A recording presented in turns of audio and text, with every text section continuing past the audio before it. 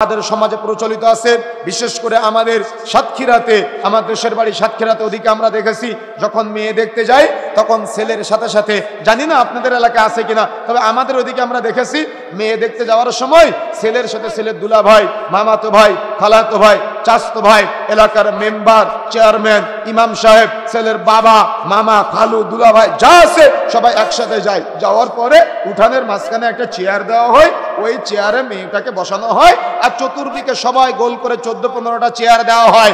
একদিক থেকে দুলা ভাই জিজ্ঞাসা করে, মা একটু সূরা ফাতিহা পড়ে শোনাও তো। আবার মামা বলে চুলটা খুলে দেখাও তো। আবার আরেক দিক থেকে আরেক চাচা বলে একটু হেঁটে দেখাও তো। কি আছে কিনা আপনাদের এলাকায়? আছে এগুলা? আপনাদের এলাকায় আছে এগুলা? আচ্ছা, বিবাহের সময় একটা মেয়েকে বিবাহের প্রস্তাব দিলে তাকে দেখা যায়, শরীয়ত বলেছে তাকে দেখা যায় এবং দেখতে হবে। কে দেখতে পাবে? যে বিবাহের প্রস্তাব দিবে সে দেখতে পাবে। কতটুকু দেখতে পাবে? হাতের কবজি দেখতে পারবে, পায়ের পাতা দেখতে পারবে, মুখমণ্ডল দেখতে পারবে। তার মানে যে বিবাহের প্রস্তাব দিবে সে দেখতে পারবে। কতটুকু দেখতে পারবে? হাতের কবজি, পায়ের পাতা আর মুখমণ্ডল। তাহলে যে মেয়েটাকে বিবাহের প্রস্তাব দেওয়া হবে না, যে মেয়েটা পর্দা করবে, তার কতটুকু দেখা যাবে? কথা বুঝেন নাই মনে হয়? কথা বুঝতে পেরেছেন?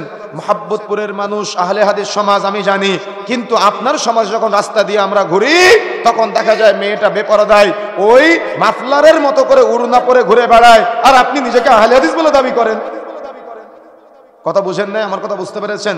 সুতরাং মাইকের আওয়াজ যতদূর পর্যন্ত যাচ্ছে, দায়িত্বহীন ভাষায় বলে যেতে চায়, মনে রাখার চেষ্টা করবেন, বিবাহের সময় ছেলে যখন মেয়ে দেখতে যাবে তখন ছেলের সাথে সাথে দুলা ভাই, মামাতো ভাই, খালাতো ভাই, চাচতো ভাই তো বহু দূরের কথা, ছেলের বাপ পর্যন্ত মেয়ে দেখতে যেতে পারবে না। কেন? ওই ছেলে যেমন মেয়েকে বিবাহের প্রস্তাব দিতে পারে, ছেলে দুলা ভাইও মেয়েকে বিবাহের প্রস্তাব দিতে পারে। ছেলে যেমন মেয়েকে বিবাহের প্রস্তাব দিতে পারে, ছেলের খালাতো ভাইও মেয়েকে বিবাহের প্রস্তাব দিতে পারে। ছেলে যেমন ওই মেয়েকে বিবাহের প্রস্তাব দিতে পারে, ছেলের বাপ ওই মেয়েকে বিবাহের প্রস্তাব দিতে পারে। তাহলে একটা মেয়েকে কয়জন মিলে বিবাহের প্রস্তাব দিবেন আপনারা?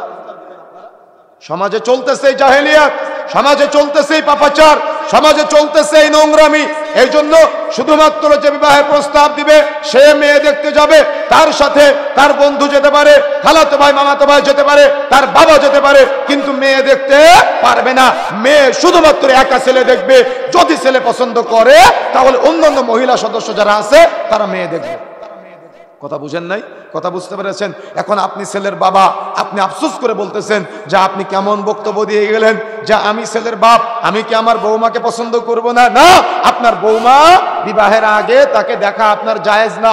বিবাহ যখন আপনার ছেলে করবে তারপরে আপনি আপনার বৌমার মাহরাম হবেন। আমার কথা বুঝেন না মনে হয়? কথা বুঝতে পেরেছেন? এখানে আবেগ দিয়ে চলবে না, বিবেক দিয়ে চিন্তা করতে হবে। এটা শরীয়ত, এটা ইসলামী শরীয়ত, এখানে আপনার ব্যক্তিগত বুঝ চলবে না। আর এই বিবাহের সময় এক শ্রেণীর মামার আমদানি হয়, এক শ্রেণীর দুলাভাইয়ের আমদানি হয়। এই চরিত্রহীন দুলাভাই এরা কি বলে জানেন? এরা বলে শালকের মেয়ে দেখতে যাওয়ার সময় আমার শ্বশুর আমাকে দাওয়াত দেয়নি, আমি বিয়েতে যাব না। কি বলে কিনা? এরা হলো 3 নম্বর শ্রেণীর চরিত্রহীন নোংরা দুলাভাই। কেন নোংরা বললাম এটা আলোচনা শেষে বলে যাবো। আপনি রাগ করলে আমার কিছু করার নাই। দাওয়াত দিলে কথা আপনাকে শুনতে হবে। ভুল কেন করবেন?